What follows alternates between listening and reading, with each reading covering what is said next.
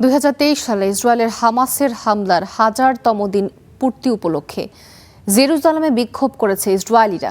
ওই হামলার ঘটনা তদন্তে একটি স্বাধীন রাষ্ট্রীয় তদন্ত কমিশন গঠনের দাবিও জানান তারা। ইসরায়েলের সংসদ নেসেটের বাইরে বিক্ষোভকারীরা ঢোল বাজিয়ে ও স্লোগান দিয়ে প্রতিবাদ করেন।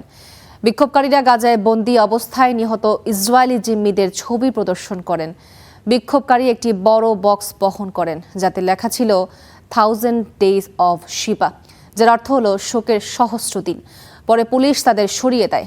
বিক্ষোভের স্থানটি ছিল প্রধানমন্ত্রী নেতানিয়াহুর সরকারি বাসভবনের সামনে, তবে তখন তিনি বাসভবনে ছিলেন না।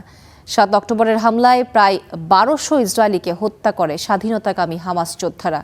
এ সময় 150 জন ইহুদিকে অপহরণ করা হয়।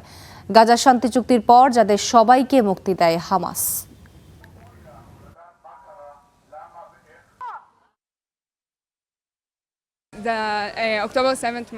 আজ 7 অক্টোবরের হত্যাযজ্ঞের সহস্র দিন পূর্ণ হয়েছে, কিন্তু কেউই বাস্তবে কোনো দায়িত্ব নিচ্ছে না। আমরা হৃদয় ভাঙা এবং আতঙ্কিত।